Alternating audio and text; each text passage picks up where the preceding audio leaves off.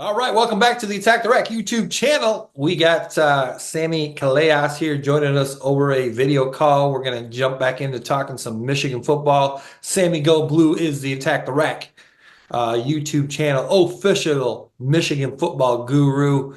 Sammy here, today is October 1. We are 5 games in, 4-1. Yep, 5 games in, and you're right. It is October 1, and at Fenn Valley, we like to call this Croptober. Oh, okay. This is when the harvest it really starts. So you got a month, about 6 weeks is when the grapes come, and the cellar rats are working on some long hours, Yeah. and grapes really dictate their schedule. But Croptober is upon us for another year of grapes and wine at Fenn Valley. Oh, all right. Little shout out Fenn Valley, the great winery down in Fennville, Michigan. About Yeah, yes. All right.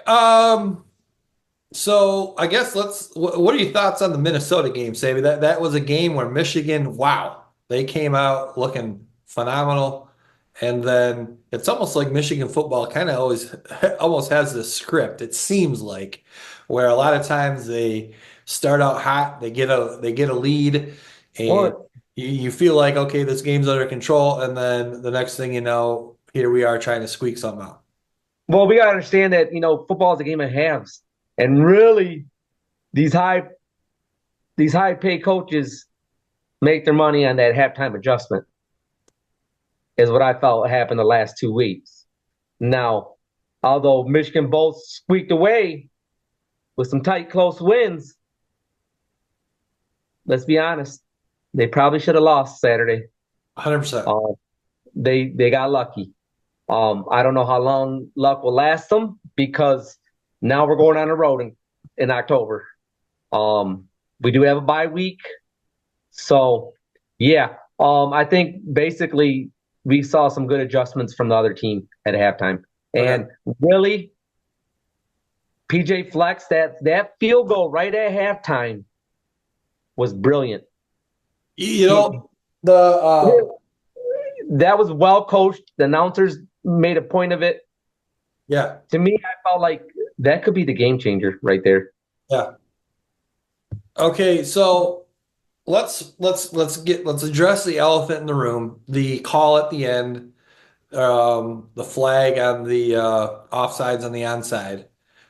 Um, video, still photos looked like the guy was not over the line. Maybe his arm was. I don't know if that's part of the rule, but I don't know. What are your thoughts on that?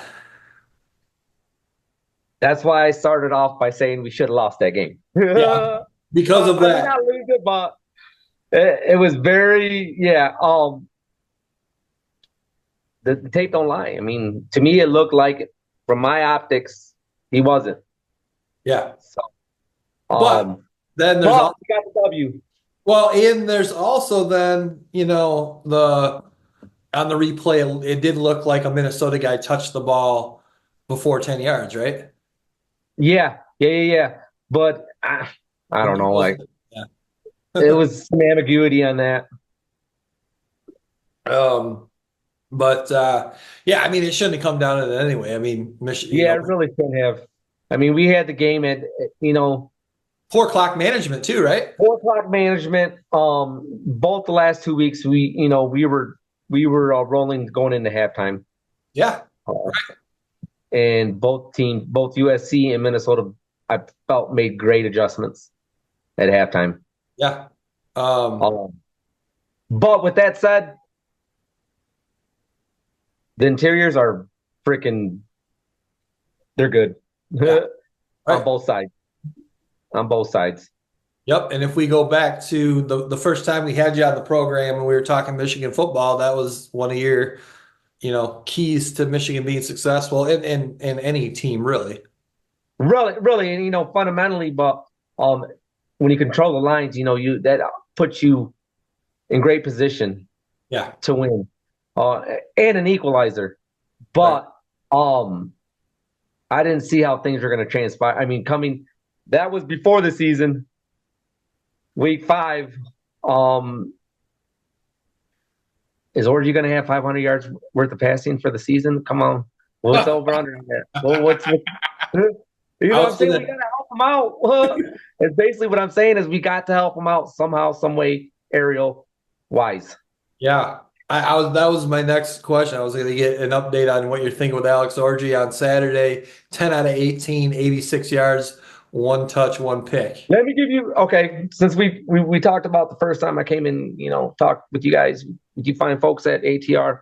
Um, we talked Rich Rodriguez. Now, you think Orgy would be better fitted in a Rich Rodriguez offense, Wink Martindale defense? You think we'd be better off? Because Yeah. I want to say those were just short passes he did, and everything was quick, quick, quick, quick, quick, quick. Yeah. Nothing ever really too long, but I mean, when I he don't know. I'm just kind of thinking, well, what can we do? on the very few amount of times where he did throw the ball maybe 15, 20 yards or more, it was very rare, but he was not accurate on those throws, those balls at all. No, and he's not even like going to his second progression. Yeah. It's like, well, first guy he sees, he tries to get it to. But I don't know. Other than the answer to, I don't know. It'd be interesting how what our conversation is like at the end of this in November 1st. Yeah. Whether we've Yeah. created some kind of passing offense, maybe just small passing offense, try to get at least like 100 yards a game passing. Yeah. And we got a bye week, so we'll see. But right now, confidence on Alex Orgy from Sammy Go Blue is at an all-time low. I'm selling right now, dude. Right now, I hate to say it. Uh, We had the Brady Hart kid in town last week. okay. He looks like a long, slender. He looks like a little JJ McCarthy wannabe, kind of a little Well, bit. Dave From Portnoy the is top, check offering, that out. Dave Portnoy is Florida offering kid. Portnoy's offering 1 to 3 million per year for someone in the portal, a quarterback out of the Like, portal. and that's just like, okay, is that what we're up to now? Is that how it It's is now? crazy, isn't it? It's crazy. Like the super rich alum can say, you know what? Screw it. Here's Yeah. here's $3 million a year for the next 5 years to your athletic football department. Get us a Well, quarterback. what I love is Portnoy does have a stipulation on it, and that he has to be the one to pick the quarterback. Right? Yeah, right. If you're gonna pay Yeah. it, let me have some kind of say in what we get. Throw me some film on 5 kids you think you want. Uh, um, Running game though, Mullings, another 100 yard, over 100 yard game. um, Great. I mean, really, I cursed him. I was still cursing him from that TCU game. Oh, The okay. last weeks. He's a horse, but I just don't know how long you can do that with him. Yeah. It's got to take a physical toll. Yeah. But Well, yeah, the bright spot's been definitely Mullings. Mullings. I don't know, if Edwards is maybe regretting his decision not to go pro last year. I'm kind of feeling like he maybe lost money by staying another year. yeah. I'm not. I mean, that's TBD, but he's still got. I mean, we're only 4 games into it, 5 games into it. A lot Uh, of ball, to be played, but definitely not the Dobbin Edwards we were accustomed to seeing. yeah. It's, I don't feel like I don't feel like he's playing bad. He's just not getting the opportunity. So, same, obviously last year or the 2 years prior to this playing behind Blake Corum, and then, which was to be expected. And when he got his opportunity, he did well. And I feel like this season he's doing okay, but he's not really getting an opportunity to really get enough carries to get into a groove. And And is that is that a byproduct of we can't pass, and maybe some of his runs were based on that they didn't have guys, either eight in the box or blitz is coming to the middle. yeah, I also feel like his vision. I don't know. I feel like there was a couple times, and I can't say it offhand, but I felt like there was a couple times I watched where in the last two games where he just tried to force it in the middle, and usually he's really good at just kind of scatting over and finding a crease and going. And there's opportunities like that I felt like he missed, like Yeah. he's usually good at. Yep. All right. So you mentioned the bye coming up. Before that bye, we still got to travel this Saturday, all the way out to the other side of the country to Washington. Little rematch at last year's national championship game. First time Michigan's gone on the road this year, um, Right. after 5 home games. What are we thinking going into that game? Don't get down early. If you can come out, keep the same momentum you've had at the beginning of the last two games, and just try to um, sustain it. And really, I don't know what, really look at your halftime adjustments defensively. Martindale's been pretty good the last two games calling it. I was kind of a little critical on him just because I felt like he was a Don Brown blitz happy guy, but he's actually the more I researched him, the more I realized he's really well respected in both the college and the NFL communities. Okay. But it's going to be interesting. I believe it's a 7:30 game. Yes, night game. So night game, Seattle. Um, I, it's going to be challenging. I don't think they're definitely not as good as last year. No. But neither are we. TBD. It's going to be interesting to see if we'll be able to at least control the lines like we have been. Yeah. No, Um, Washington comes into the game at 3-2, losses to Washington State, their in-state rival, and also Rutgers. Wins that's over, right. We, not so great. they might be coming in there limping, looking for a big win. Don't let them get don't let them get up on you. We're Yeah. not engineered to No. and if it's a 3-0 game, then it's a 3-0 game. Yeah. Right. Yeah.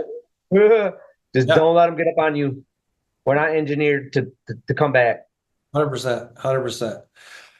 All right, Sammy. Well, we'll get you out of here shortly first, but now that we are 5 games in, now we're starting a new month, October. Why don't you go ahead? Why don't you go ahead and give us some grades on on the season so far?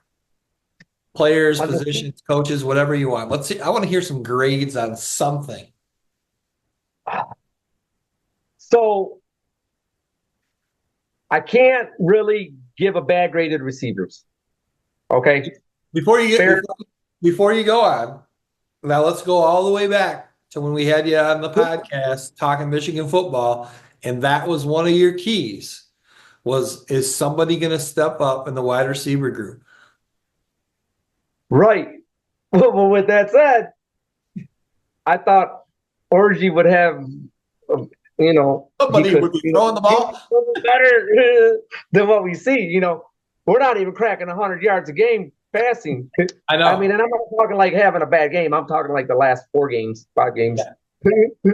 So, I mean, I wonder if you're a wide receiver playing on that team right now, you got to be frustrated because you are not. Again, how many times? A lot of running for nothing. A lot of running and blocking for nothing. And then you look at like trying to recruit wide receivers. Who's going to want to come to Michigan to play wide receiver? Right. Yeah. So it's going to be interesting. Yeah. So right now, I'm not grading receivers. Yeah.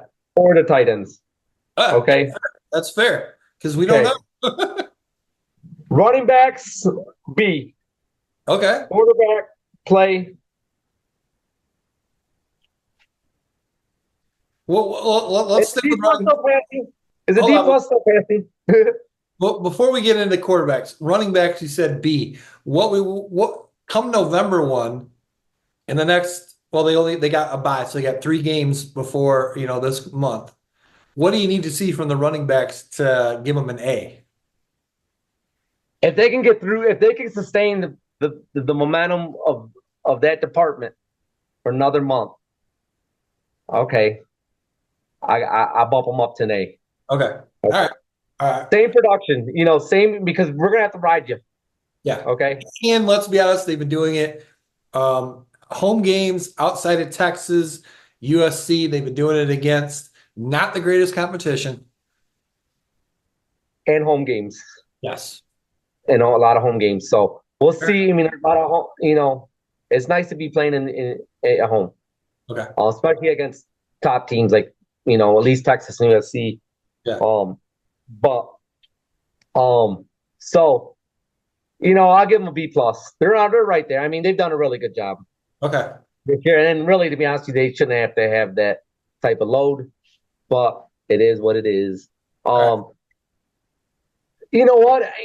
As far as I'm just gonna give it. I'm not gonna go by groups right now, but as far as overall as a team, we're at we're a good solid B, C B range, C plus B range. If we had a quarterback that could throw and we could be a little more explosive and really, really, really, really make teams defend us, then I'd give a higher grade. But right now we're one dimensional. Yeah. So what would you grade? What would you grade the quarterback play? I mean, it has to be. I mean, they're doing a really good job of handing the ball off. That's really great. But I mean, I don't know if you can give them a failing grade because we are 5-1, but right, y'all. This is a tough one. Let's say a C minus. Okay, all right. All right, C minus. There's room for improvement. Okay. All right, C minus right now. I mean, it's hard to say. It's hard to be, I guess, a hater, but right now it's the proof's in the pudding. Sure. We watch 5 games. Everybody watch tapes. Yeah. Watch them. They're C minus with it. You need to improve. Yeah. Other than that, as far as we're 4-1, so Sharon Moore. Yeah. What's the coaching staff get? C plus. Oh, okay. Gotta be. He hasn't diversified his offense. Mm-hmm. Maybe he feels could get some strategy, maybe some new strategy with his offensive coaches on how to implement some passing. I'd give him a better grade, but right now we have no passing game, and you've had 5 weeks to try to implement something. So right now he's a C plus. They are 4-1, and that's the only reason why he's a C plus right now. Wink Martindale. Right now, I give him a solid B. He's held the fort down. His defenses run the field a long time at times. He's not as blitz happy as I thought he was. Pretty intelligent guy. But yeah. So Wink Martindale B. Sharon Moore, man, Wink Martindale B plus. Sharon Moore C plus. Okay. All right. Right now. Special teams A for right now. Yeah. That's one been bright spot is that kicker. How about the defense as a unit? Defense as a unit, let's see. How many points did they give up thus far this year? Well, they've given up 24 to Minnesota. 24 to Minnesota. They gave up what? 24 to USC. Arkansas State, they gave up what? 21? Yeah. And then Texas, they gave up 38, was it? 38. And then or 27 to, or no, yeah, 24 to Minnesota. 24 to USC. Right? Yep. 18 to Arkansas State, 31 to Texas, and only 10 to Fresno State. Not bad. Not bad. Right now they're B. Okay. I think the reason too their D line's really good. Yeah. Well, you look at that and you say not bad, but that they had all this hype and these huge expectations coming into the season. Right. You think But on maybe? the same token, there when you're left on the field a long time, Yeah, true. tough. Yep. When your offense is going 3 and out and you're going back out, Yeah, they didn't have to see that too much last year, 100%. you know. Yep. So, I don't know if that's a product of that, just being on the field too long. Sure. Yeah. But overall, TBD. That's all I can say right Yeah. now. Too early. Too early. Right now we're one dimensional. Let's try to get somewhat to 1.5, two dimensional by the November 1. 1.5. Like, Can we you know what I'm add saying? at least half a dimension to the passing game? Yeah, half a dimension in passing game, please.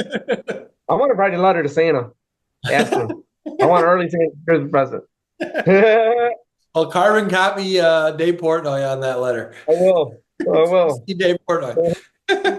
Uh, Uh, but yeah, let's talk about let's talk in a month, man, and see where we're at. All I know is yeah. I'm hitting you with one of these. I don't know Yeah. what's gonna happen.